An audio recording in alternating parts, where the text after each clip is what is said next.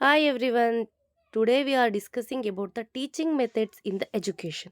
ಇವತ್ತು ನಾವು ಬಿ ಎಡ್ನ ಒಂದು ಪೇಪರ್ ಆಗಿರೋ ಟೀಚಿಂಗ್ ಮೆಥಡ್ಸ್ ಬಗ್ಗೆ ಎಕ್ಸ್ಪ್ಲೈನ್ ಮಾಡೋಣ. ಇದು ಬಿ ಎಡ್ನಲ್ಲಿ ಒಂದು ಪೇಪರ್ ಟೀಚಿಂಗ್ ಮೆಥಡ್ಸ್ ಅನ್ನೋದು. So before moving to the teaching methods, so ಈ ಟೀಚಿಂಗ್ ಮೆಥಡ್ಸಲ್ಲಿ 4 ಮೆಥಡ್ಸ್ ಬರುತ್ತೆ. 4 ಮೆಥಡನ್ನು ಯೂಸ್ ಮಾಡಿ ನಾವು ಟೀಚಿಂಗ್ ಮಾಡ್ಬೋದು. ಸೊ ಆ 4 ಮೆಥಡನ್ನ ಇನ್ ಡೀಟೇಲ್ ಆಗಿ ಈ ಪೇಪರಲ್ಲಿ ಹೇಳ್ಕೊಡ್ತಾರೆ. ಸೊ ಈ ಟೀಚಿಂಗ್ ಮೆಥಡಲ್ಲಿ ಎಜುಕೇಟರ್ಸು ಫೆಸಿಲಿಟೇಟ್ ಅಥವಾ ಲರ್ನರ್ ಅಥವಾ ಸ್ಟೂಡೆಂಟಿಗೆ ಸ್ಟ್ರಾಟಜಿಗಳನ್ನು ಮಾಡೋದು. ಲೈಕ್ ಒಬ್ಬ ಸ್ಟೂಡೆಂಟ್ ಓದ್ತಾ ಇಲ್ಲ ಅಥವಾ ಅವನು ಓದ್ತಿರೋ ರೀತಿ ಸರಿ ಇಲ್ಲ, ಸೊ ಟೀಚರ್ ಅವನಿಗೆ ಹೇಳ್ಕೊಡೋ ಮೆಥಡನ್ನು ಚೇಂಜ್ ಮಾಡ್ತಾರೆ. ಇನ್ ದ ಸೇಮ್ ವೇ ಈ ಒಂದು ಟೀಚಿಂಗ್ ಮೆಥಡ್ ಅನ್ನೋ ಪೇಪರಲ್ಲಿ ಕೂಡ 4 ಥರ ಮೆಥಡ್ಸ್ನ ಹೇಳ್ಕೊಟ್ಟಿದ್ದಾರೆ.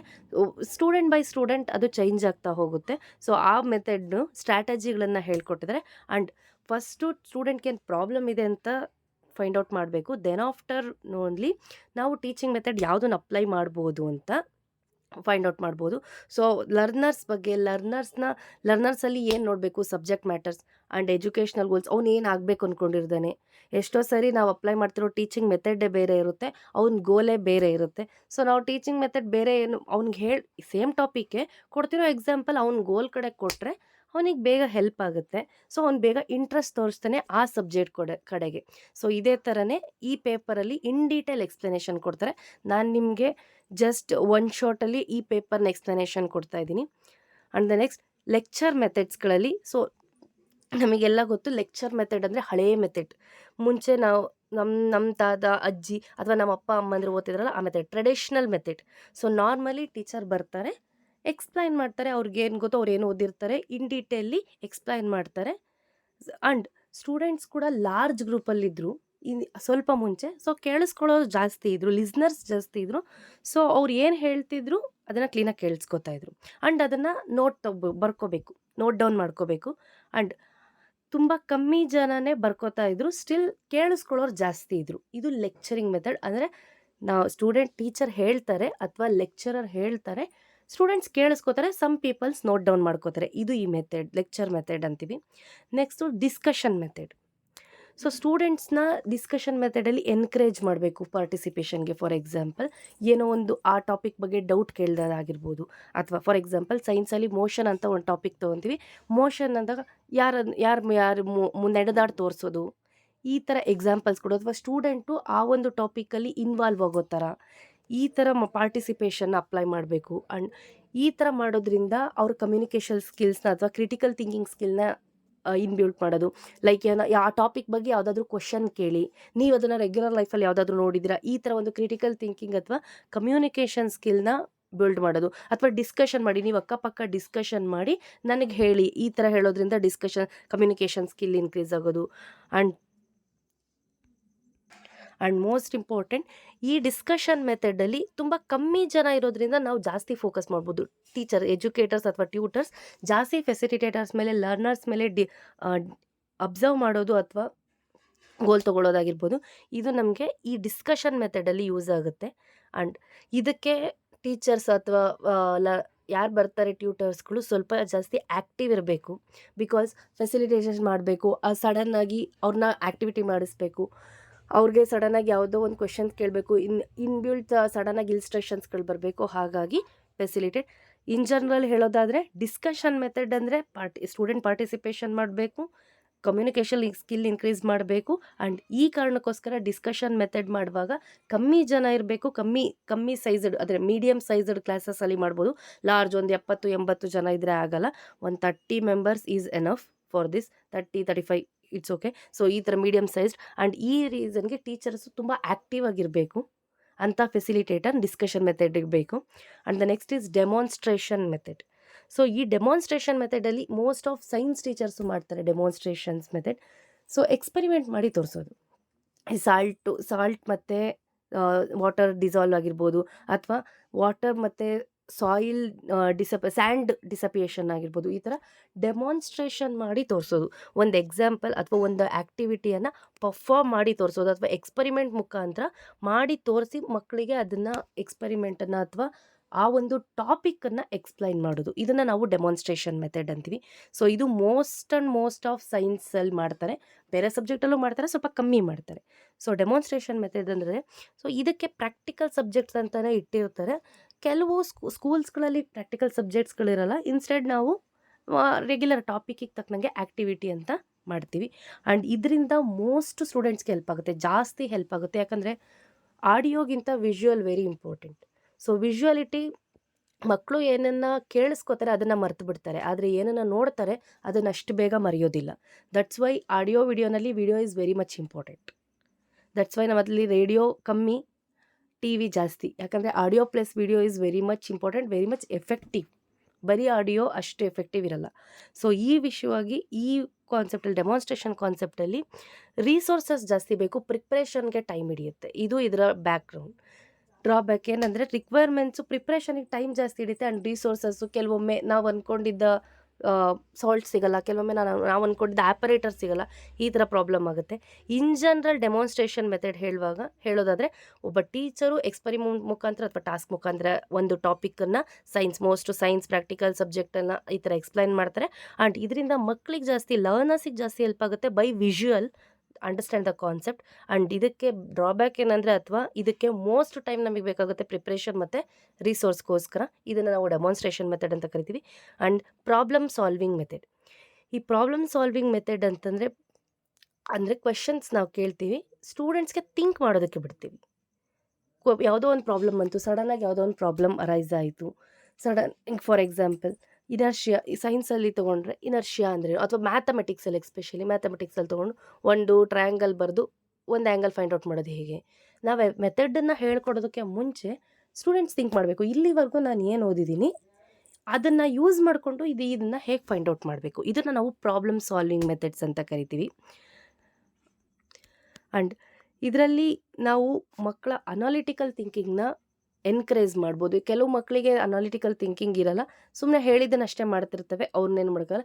ಇನ್ನು ಕೆಲವರು ಸ್ವಲ್ಪ ಕ್ರಿಯೇಟಿವ್ ಆಗಿ ಥಿಂಕ್ ಮಾಡ್ತಾರೆ, ಅಥವಾ ಅದನ್ನು ಡಿಫ್ರೆಂಟಾಗಿ ಥಿಂಕ್ ಮಾಡ್ತಾರೆ. ಲೈಕ್ ಒಂದು ಸ್ಟ್ರೈಟ್ ಲೈನ್ ಪಾಸ್ ಆಗೋದನ್ನು ಸ್ಲ್ಯಾಂಟಾಗಿ ಪಾಸ್ ಆದರೆ ಏನಾಗುತ್ತೆ, ಈ ಥರ ಥಿಂಕ್ ಮಾಡ್ತಾರೆ. ಈ ಒಂದು ಪ್ರಾಬ್ಲಮ್ ಸಾಲ್ವಿಂಗ್ ಮೆಥಡಲ್ಲಿ ಮಾತ್ರ ನಾವು ರಿಯಲ್ ವರ್ಡ್ ಪ್ರಾಬ್ಲಮ್ಸ್, ರೆಗ್ಯುಲರ್ ಆಗಿ ವರ್ಡ್ ಪ್ರಾಬ್ಲಮ್ಸ್ನ ನಾವು ಸಾಲ್ವ್ ಮಾಡ್ಬೋದು. ಫಾರ್ ಎಕ್ಸಾಂಪಲ್ 10th ಒಂದು ಪ್ರಾಬ್ಲಮ್ ಇತ್ತು, ರಿಯಲ್ ಆಗಿ ಕಾರ್ಗಿಲಲ್ಲಿ ಎಫೆಕ್ಷನ್ ಆಗಿತ್ತು. ಏನಂದರೆ ಬೆಟ್ಟದ ಮೇಲೆ ಇವು ಅಪೋಸಿಷನ್ ಸೋಲ್ಜರ್ಸ್ ಇದ್ದರು, ಕೆಳಗಡೆ ನಮ್ಮ ಸೋಲ್ಜರ್ಸ್ ಇದ್ದರು. ಇದನ್ನು ನಾವು ಕೆಲವೊಂದು ಮೆಥಡನ್ನು ಯೂಸ್ ಮಾಡಿ ಸಾಲ್ವ್ ಮಾಡಿದ್ವಿ ಪ್ರಾಬ್ಲಮ್. ನಾವೆಷ್ಟೇ ಫೋರ್ಸ್ ಅಪ್ಲೈ ಮಾಡಿ ಬುಲೆಟ್ನ ಹೊಡೆದ್ರು ಕೂಡ ಮೇಲಕ್ಕೆ ರೀಚ್ ಆಗ್ತಿರಲಿಲ್ಲ, ಆದರೆ ಅವ್ರು ಹೊಡೆದಿದ್ದೆಲ್ಲ ನಮಗೆ ರೀಚ್ ಆಗ್ತಿತ್ತು, ಅವ್ರು ಬುಲೆಟ್ ಫೈರ್ ಮಾಡಿದ್ದೆಲ್ಲ ನಮಗೆ ಕ್ಲೀನಾಗಿ ರೀಚ್ ಆಗ್ತಿತ್ತು. ಇದು real life example, real life problem. But ನಾವು ಅದನ್ನು ಮ್ಯಾಥಮೆಟಿಕಲಾಗಿ ತೊಗೊಂಡು ಸಾಲ್ವ್ ಮಾಡಿದ್ವಿ. This is just an example. But ಇದೇ ಥರ ಬೇರೆ ಬೇರೆ ಪ್ರಾಬ್ಲಮ್ಸ್ಗಳನ್ನ ಕೂಡ ಸಾಲ್ವ್ ಮಾಡ್ಬೋದು. ಅಥವಾ ಒಂದು ಆಬ್ಜೆಕ್ಟ್, ಫಾರ್ ಎಕ್ಸಾಂಪಲ್ ಒಂದು ಬಲೂನು ಸಿಲ್ಕ್ ಇದ್ರ ಮೇಲೆ ಗೋಡೆಗೆ ಅಂಟಿಸಿದ್ರೆ ಅಂಟ್ಕೊಳ್ಳುತ್ತೆ. ಈ ಥರ ರಿಯಲ್ ಲೈಫ್ ಪ್ರಾಬ್ಲಮ್ಸ್ನ ಬೇಕಾದರೂ ನಾವು ಇದರಲ್ಲಿ ಸಾಲ್ವ್ ಮಾಡ್ಬೋದು. ಆ್ಯಂಡ್ ಮೋಸ್ಟ್ ಕಾಮನ್ ಸಬ್ಜೆಕ್ಟ್ಸ್ಗಳಿರ್ತವೆ. ಆ್ಯಂಡ್ ಈ ಪ್ರಾಬ್ಲಮ್ ಸಾಲ್ವಿಂಗ್ ಮೆಥಡಲ್ಲಿ ಮಾತ್ರ ಇಂಡಿಪೆಂಡೆಂಟಾಗಿ ಮತ್ತು ಕ್ರಿಯೇಟಿವ್ ಆಗಿ ಮಕ್ಕಳು ಆನ್ಸರ್ ಮಾಡ್ತಾರೆ. ಅಥವಾ ಅದೇ ಥರನೇ ಒಬ್ಬ ಟ್ಯೂಟರ್ ಅಥವಾ ಒಬ್ಬ ಫೆಸಿಲಿಟೇಟರ್ ಕೂಡ ಇಂಡಿಪೆಂಡೆಂಟಾಗಿ ಕ್ವೆಶನ್ಸ್ನ ಕೊಡ್ಬೋದು, ಓನ್ ಕ್ವೆಶನ್ಸ್ನ ಕೊಡ್ಬೋದು, ಕ್ರಿಯೇಟಿವ್ ಆಗಿ ಕ್ವೆಶನ್ಸ್ನ ಕೊಡ್ಬೋದು. There is no restrictions. So ಇವು 4 ಕೂಡ ಟೀಚಿಂಗ್ ಮೆಥಡ್ಸಲ್ಲಿ ಬರುತ್ತೆ. Lecture method, old method, discussion method, demonstration method, problem solving method. Lecture method, traditional method ಮತ್ತು ಲಾರ್ಜ್ ಗ್ರೂಪಲ್ಲಿ ಅಪ್ಲೈ ಆಗುತ್ತೆ.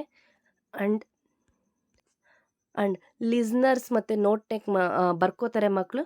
ಆ್ಯಂಡ್ ಕಮ್ಮಿ ಜನ ಎಂಗೇಜ್ ಆಗ್ತಾರೆ ಇದರಲ್ಲಿ, ಯಾಕಂದರೆ ಕೆಲವ್ರು ಕೇಳಿಸ್ಕೊಳ್ಳಲ್ಲ, ಬಿಟ್ಬಿಡ್ತಾರೆ. So lecture method, discussion method, ಇದನ್ನು ನಾವು ಮೀಡಿಯಮ್ ಸೈಜಿಗೆ ಮಾತ್ರ ಅಪ್ಲೈ ಮಾಡೋಕ್ಕಾಗುತ್ತೆ, ಲೈಕ್ 30-40 ಇದ್ದರೆ ಮಾತ್ರನೇ. ಸೊ ಇದರಲ್ಲಿ ಮಕ್ಕಳು ಪಾರ್ಟಿಸಿಪೇಷನ್ ಅಪ್ಲೈ ಮಾಡಬೇಕು. ಆ್ಯಂಡ್ ಮಕ್ಕಳು ಕಮ್ಯುನಿಕೇಷನ್ ಸ್ಕಿಲ್ನ ನಾವು ಇನ್ಕ್ರೀಸ್ ಮಾಡ್ಬೋದು. And the demonstration method, in the demonstration method teacher ಅಥವಾ ಲೆಕ್ಚರರ್ ಬರ್ತಾರೆ, ಒಂದು ಎಕ್ಸ್ಪೆರಿಮೆಂಟ್ನ ಪರ್ಫಾರ್ಮ್ ಮಾಡಿ ಟಾಪಿಕ್ನ ಎಕ್ಸ್ಪ್ಲೈನ್ ಮಾಡ್ತಾರೆ. ಸೊ ದಟ್ಸ್ ಆ ಒಂದು ಎಕ್ಸ್ಪೆರಿಮೆಂಟಿಂದ ಟಾಪಿಕ್ ಮಕ್ಕಳಿಗೆ ಚೆನ್ನಾಗಿ ಅರ್ಥ ಆಗುತ್ತೆ. Last one problem solving method. ಇದರಲ್ಲಿ ಓನ್ ಕ್ವಶನ್ಸ್ನ ಟೀಚರ್ ಕೊಡ್ಬೋದು, ಅಥವಾ ರಿಯಲ್ ಲೈಫ್ ಪ್ರಾಬ್ಲಮ್ಸ್ನ ಕೊಡ್ಬೋದು. ಇದರಿಂದ ಮಕ್ಕಳಿಗೆ ಅನಾಲಿಟಿಕಲ್ ಥಿಂಕಿಂಗು ಹೆಲ್ಪ್ ಆಗುತ್ತೆ. ಕೆಲವೊಂದು ಟೀಚಿಂಗ್ಸಲ್ಲಿ ಈ 4 ಮೆಥಡನ್ನು ಅಪ್ಲೈ ಮಾಡುವಂಥ ಚಾನ್ಸಸ್ ಬರುತ್ತೆ. ಅಟ್ ಎನಿ ಕಾಸ್ಟ್ 3 ಅಂತೂ ಅಪ್ಲೈ ಮಾಡ್ತೀವಿ. ಲೆಕ್ಚರ್ ಮೆಥಡ್, ಲೆಕ್ಚರ್ ಮೆಥಡ್ನ ಜಾಸ್ತಿ ಜನಕ್ಕೆ ಯೂಸ್ ಮಾಡೋದು. ಅದೇ ಇದರಲ್ಲಿ ನಾವು ಡೆಮಾನ್ಸ್ಟ್ರೇಷನ್ನು ಮಾಡ್ಬೋದು, ಪ್ರಾಬ್ಲಮ್ ಸಾಲ್ವಿಂಗು ಮಾಡ್ಬೋದು. ಬಟ್ ಡಿಸ್ಕಷನ್ ಮಾಡೋಕ್ಕಾಗಲ್ಲ. At the same point discussion ಮಾಡೋ ಕಡೆ ನಾವು ಮತ್ತೆ ಟಾಸ್ಕ್ ಮಾಡ್ಬೋದು ಅಥವಾ ಆ್ಯಕ್ಟಿವಿಟಿ ಮಾಡ್ಬೋದು, ಹೇಳ್ಕೊಡ್ಬೋದು. ಆ್ಯಂಡ್ ಪ್ರಾಬ್ಲಮ್ ಸಾಲ್ವಿಂಗ್ ಮೆಥಡ್ ಕೂಡ ಅಪ್ಲೈ ಮಾಡ್ಬೋದು. ಅಟ್ಲೀಸ್ಟ್ 3 ಅಂತೂ ನಾವು ಟೀಚರ್ಸ್ ಆಗಿ ರೆಗ್ಯುಲರ್ ಲೈಫಲ್ಲಿ ಅದನ್ನ ಅಪ್ಲೈ ಮಾಡ್ತೀವಿ. ಆ್ಯಂಡ್ ಕೊಲಾಬ್ರೇಟಿವ್ ಲರ್ನಿಂಗ್, ಇದನ್ನು ನಾವು ಟೀಮ್ ವರ್ಕ್ ಅಥವಾ ನಾವು ಚಿಕ್ಕ ವಯಸ್ಸಲ್ಲಿದ್ದಾಗ ಮಾಡ್ತಿದ್ವಲ್ಲ, the collaborative learning which is nothing but group study. Group ಸ್ಟಡಿನೇ ನಾವು ಕೊಲಾಬ್ರೇಟಿವ್ ಲರ್ನಿಂಗ್ ಅಂತ ಕೂಡ ಕರಿತೀವಿ. ಏನಿಲ್ಲ, ಸ್ಟೂಡೆಂಟ್ಸೇ ಪ್ರಾಬ್ಲಮ್ನ ತೊಗೊಂಡು ಅಥವಾ ನಾವೇ ಒಂದಷ್ಟು ಪ್ರಾಬ್ಲಮ್ಸ್ನ ಕೊಟ್ಟಿರ್ತೀವಿ, ಸ್ಟೂಡೆಂಟ್ಸು ಡಿಸ್ಕಷನ್ ಮಾಡಿಕೊಂಡು ಗ್ರೂಪಲ್ಲಿ ಕೂತ್ಕೊಂಡು ಆ ಟಾಸ್ಕ್ನ ಅಥವಾ ಪ್ರಾಬ್ಲಮ್ನ ಕಂಪ್ಲೀಟ್ ಮಾಡ್ತಾರೆ. ಆ್ಯಂಡ್ ಇದರಿಂದ ಟೀಮ್ ವರ್ಕ್ ಬಿಲ್ಡ್ ಆಗುತ್ತೆ ಆ್ಯಂಡ್ ಕಮ್ಯುನಿಕೇಷನ್ ಚೆನ್ನಾಗಾಗುತ್ತೆ. ಆ್ಯಂಡ್ ಆ್ಯಕ್ಟಿವ್ ಕ್ಲಾಸ್ ರೂಮ್ ಸೆಷನ್ಸ್ಗಳು ಇಂಟರಾಕ್ಟಿವ್ ಕ್ಲಾಸ್ ರೂಮ್ ಸೆಷನ್ ಆಗುತ್ತೆ. ಲೈಕ್ ಇದಕ್ಕೆ ಟೀಚರ್ಸು ಗೈಡೆನ್ಸ್ ಆಗಿರಬೇಕು ಆ್ಯಂಡ್ ಮಾನಿಟರ್ ಮಾಡ್ತಾ ಇರಬೇಕು. ಬಿಕಾಸ್ ಸ್ಟೂಡೆಂಟ್ಸು ಡೈವರ್ಟ್ ಆಗೋ ಚಾನ್ಸಸ್ ಇರುತ್ತೆ. ಹಾಗಾಗಿ ಅವ್ರು ಗೈಡೆನ್ಸು ಕೊಡಬೇಕು, ಅಥವಾ ಕ್ವಶನ್ಸ್ ಅವರೇ ಕೊಡ್ಬೋದು ಅಥವಾ ಅವರೇ ಮಕ್ಕಳೇ ರೆಡಿ ಮಾಡ್ಕೊಂಡು ಬರ್ಬೋದು. ಬಟ್ ಮಾನಿಟರ್ ಮಾಡಲೇಬೇಕು. ಅವರ ಕಮ್ಯುನಿಕೇಷನ್ ಬಿಲ್ಡ್ ಆಗಿರೋ ಅಥವಾ ಸೆಂಟ್ರಲೆಲ್ಲೋ ಅವರು ಆ ಕ್ವೆಶನ್ಗೆ ಆನ್ಸರ್ ತಪ್ಪಿ ಬೇರೆ ಎಲ್ಲೋ ಮೂವ್ ಆಗೋ ಚಾನ್ಸಸ್ ಇರುತ್ತೆ. ಸೊ ಅಲ್ಲಿ ಮಾನಿಟರ್ ಮಾಡೋ ಅವಶ್ಯಕತೆ ಇರುತ್ತೆ. So collaborative learning is very much useful for the students. ತುಂಬ ಹೆಲ್ಪ್ ಆಗುತ್ತೆ. ಇದನ್ನು ಮೋಸ್ಟ್ ಆಫ್ ನೆನ್ಪಿಟ್ಕೊಳ್ಳೋದು ಗ್ರೂಪ್ ಸ್ಟಡಿ ಅಂತ ನೆನ್ಪಿಟ್ಕೊಂಡ್ರೂ ಆಗುತ್ತೆ. ಗ್ರೂಪ್ ಸ್ಟಡಿಯಲ್ಲೂ ಕೂಡ ಸೇಮ್ ಪ್ರೊಸೀಜರ್ ಫಾಲೋ ಆಗುತ್ತೆ. ಅಲ್ಲಿ ಕೂಡ ನಾವು ಕುತ್ಕೊಂಡು ಪ್ರಾಬ್ಲಮ್ ಸಾಲ್ವ್ ಮಾಡ್ತೀವಿ ಅಥವಾ ಟಾಪಿಕ್ಗಳನ್ನು ಒಬ್ರಿಗೊಬ್ರು ಶೇರ್ ಮಾಡ್ಕೋತೀವಿ. ಅವಾಗ ನಾವು ಪರ್ಫೆಕ್ಟ್ ಆಗ್ತೀವಿ. ವಿಚ್ ಮೀನ್ಸ್ ಸ್ಟೂಡೆಂಟ್ಸು ಪರ್ಫೆಕ್ಟ್ ಆಗ್ತಾರೆ. ಒಬ್ರಿಗೊಬ್ರಿಗೆ ಹೇಳಿ ಟಾಪಿಕ್ಸ್ಗಳನ್ನ ಅವ್ರವ್ರು ಪರ್ಫೆಕ್ಟ್ ಆಗೋ ಚಾನ್ಸಸ್ ಇರುತ್ತೆ. ಆ್ಯಂಡ್ ಕಮ್ಯುನಿಕೇಷನ್ ಬಿಲ್ಡ್ ಆಗುತ್ತೆ ಕೊಲಾಬ್ರೇಟಿವ್ ಲರ್ನಿಂಗಿಂದ. ಆ್ಯಂಡ್ ದ ಲಾಸ್ಟ್, ಈ ಓವರಾಲ್ ಟಾಪಿಕ್ ಅಥವಾ ಟೀಚಿಂಗ್ ಮೆಥಡ್ಸಲ್ಲಿ ಹೇಳಿರೋದು ಇಷ್ಟೇ. ಟೀಚಿಂಗ್ ಮೆಥಡ್ಸು ಸೆಲೆಕ್ಟೆಡ್ ಬೇಸ್ಡ್ ಸ್ಟೂಡೆಂಟ್ಸ್ಗಳಿರ್ತಾರೆ. ಅಂದರೆ ಎಲ್ಲ ಸ್ಟೂಡೆಂಟ್ಸ್ಗೆ ಎಲ್ಲ ಟೀಚಿಂಗ್ ಮೆಥಡ್ ಅಪ್ಲೈ ಆಗೋಲ್ಲ. ಸೆಲೆಕ್ಟ್ ಮಾಡಬೇಕು. ಕೆಲವು ಸ್ಟೂಡೆಂಟ್ಸಿಗೆ ಮಾತ್ರನೇ ಕೆಲವು ಟೀಚಿಂಗ್ ಮೆಥಡ್ಸ್ ಅಪ್ಲೈ ಆಗುತ್ತೆ. ಆ್ಯಂಡ್ ಕೆಲವು ಲೆಸನ್ಸಿಗೆ ಮಾತ್ರನೇ ಕೆಲವು ಟಾಪಿಕ್ಗಳನ್ನು ನಾವು, ಫಾರ್ ಎಕ್ಸಾಂಪಲ್ ಕೆಲವು ಲೆಸನ್ಸಲ್ಲಿ ಡೆಮಾನ್ಸ್ಟ್ರೇಷನ್ ಮಾಡೋಕ್ಕೆ ಏನೂ ಇರಲ್ಲ, ಬಟ್ ಡಿಸ್ಕಷನ್ ಮಾಡೋಕ್ಕೆ ತುಂಬ ಇರುತ್ತೆ. ಅಲ್ಲಿಗೆ ನಾವು ಡೆಮಾನ್ಸ್ಟ್ರೇಷನ್ ಮೆಥಡ್ನ ಯೂಸ್ ಮಾಡಿರೋ ಪ್ರಯೋಜನ ಇಲ್ಲ. ಪ್ರಾಬ್ಲಮ್ಸೇ ಇಲ್ಲ ಜಾಗದಲ್ಲಿ ಪ್ರಾಬ್ಲಮ್ ಸ್ಕಿಲ್ನ ಯೂಸ್ ಮಾಡಿರೋ ಪ್ರಯೋಜನ ಇಲ್ಲ. ಸೊ ಯಾವ ಲೆಸನ್ಗೆ ಯಾವುದನ್ನು ಅಪ್ಲೈ ಮಾಡಬೇಕು ಅಂತ ನೋಡಿಕೊಂಡು ಅಪ್ಲೈ ಮಾಡಬೇಕು. ಆ್ಯಂಡ್ ಆಗಲೇ ಹೇಳಿದಾಗೆ ಈ combination of method enhance the learning. ಈ 4 ಮೆಥಡಲ್ಲಿ ಯಾವುದನ್ನು ಬೇಕಾದರೂ ನಾವು ಕಂಬೈನ್ ಮಾಡ್ಬೋದು. ಇಟ್ ವಿಲ್ ಬಿ ಸ್ಟೂಡೆಂಟ್ಸ್ಗೆ ಅದು ಅಥವಾ ಲರ್ನರ್ಗೆ ಹೆಲ್ಪ್ ಆಗ್ತಾ ಇದೆ ಅಂದರೆ ಯಾವುದನ್ನು ಬೇಕಾದರೂ ಕಂಬೈನ್ ಮಾಡ್ಬೋದು. ಸೊ ಕಂಬೈನ್ ಮಾಡೋ ಮುಂಚೆ ನೋಡಬೇಕು ಅದು ಆ ಟಾಪಿಕಿಗೆ ಮತ್ತು ಸ್ಟೂಡೆಂಟ್ಸ್ಗೆ ಓಕೆ ಆಗುತ್ತಾ ಅಂತ. And active engagement leads to the better retention and the understanding. So students active ಆಗಿ ಕೇಳಿಸ್ಕೋಬೇಕು, ಆ್ಯಕ್ಟಿವ್ ಆಗಿ ಅದನ್ನು ಅರ್ಥ ಮಾಡ್ಕೋಬೇಕು ಅಥವಾ ಅದರಲ್ಲಿ ಪಾರ್ಟಿಸಿಪೇಟ್ ಆಗಬೇಕು. ಇದರಿಂದ ಮಾತ್ರನೇ ನಮಗೆ ವಾಪಸ್ಸು ಒಳ್ಳೆ ರಿಸಲ್ಟ್ ಸಿಗುತ್ತೆ. ಅವ್ರು ಅರ್ಥ ಮಾಡ್ಕೊಂಡಿದ್ದಾರೆ ಅಥವಾ ಅವ್ರ ರಿಟೆನ್ಷನ್ ಚೆನ್ನಾಗಿದೆ, ಅವರು ಕೇಳಿಸ್ಕೊಂಡಿದ್ದಾರೆ, ಸೊ ಅದನ್ನ ಬರೀತಾರೆ ಅವರು. ಇದರಿಂದ ನಮಗೆ ಹೆಲ್ಪ್ ಆಗುತ್ತೆ. ಸೊ ಈ ಥರ ನಾವು ಈ 4 ಮೆಥಡನ್ನು ಯೂಸ್ ಮಾಡಿ, ಟೀಚಿಂಗ್ ಮೆಥಡ್ಸ್ನ ಯೂಸ್ ಮಾಡಿ ಒಂದು ಟಾಪಿಕ್ನ ಅಥವಾ ಒಂದು ಲೆಸನ್ನ ಸ್ಟೂಡೆಂಟ್ಸ್ಗೆ ಎಕ್ಸ್ಪ್ಲೈನ್ ಮಾಡ್ಬೋದು. This is only 4 methods in are teaching method. ಈ ಟೀಚಿಂಗ್ ಮೆಥಡ್ ಅನ್ನೋದು ಪಿ ಎಡ್ನಲ್ಲಿ ಒಂದು ಪೇಪರ್, ಒಂದು ಸಬ್ಜೆಕ್ಟ್, ಅಲ್ಲೊಂದು ಪೇಪರ್ ಇನ್ನೂ ಎಲಾಬ್ರೇಟಾಗಿ ಎಕ್ಸ್ಪ್ಲೈನ್ ಮಾಡ್ತಾರೆ ಇದನ್ನು. ಇಡೀ ಓಲ್ ಟಾಪಿಕಲ್ಲಿ ಅಥವಾ ಓಲ್ ಚಾಪ್ಟರಲ್ಲಿ ಬರೋದನ್ನು ನಾನು ಚಿಕ್ಕದಾಗಿ ಎಕ್ಸ್ಪ್ಲೈನ್ ಮಾಡಿದ್ದೀನಿ. ಇದು ಒಂದು ಸೆಮ್ಮಲ್ಲಿ ಒಂದು ಪೇಪರು ಇದೆ ಆ್ಯಂಡ್ ಇನ್ನೊಂದು ಸೆಮ್ಮಲ್ಲಿ ಬರೀ ಒಂದು ಚಾಪ್ಟರ್ ತೊಗೊಂಡಿದ್ದಾರೆ. ಸೊ ಇದು ಚಾಪ್ಟರಿಗೆ ಮಾಡಿದ್ದೀನಿ. ಆ್ಯಂಡ್ ಏನಾದರೂ ಡೌಟ್ ಇದ್ದರೆ ಕಮೆಂಟ್ಸಲ್ಲಿ ಹಾಕಿ. Thank you. And at last, ಯಾರಾದರೂ ಹೊಸಬ್ರು ಇದನ್ನು ಕೇಳ್ತಾ ಇದ್ದರೆ ಸಬ್ಸ್ಕ್ರೈಬ್ ಬಟನ್ ಪ್ರೆಸ್ ಮಾಡಿ, ಪಕ್ಕದಲ್ಲಿರೋ ಬೆಲ್ ಐಕಾನನ್ನು ಟ್ಯಾಪ್ ಮಾಡಿ. ಇದರಿಂದ ನಾವು ಅಪ್ಡೇಟ್ ಮಾಡೋ ಪ್ರತಿಯೊಂದು ವಿಡಿಯೋನೂ ಕೂಡ ನಿಮಗೆ ನೋಟಿಫಿಕೇಷನಲ್ಲಿ ಬರುತ್ತೆ. ಇದರಿಂದ ನಿಮ್ಗೆ ಹೆಲ್ಪ್ ಆಗುತ್ತೆ. Thank you.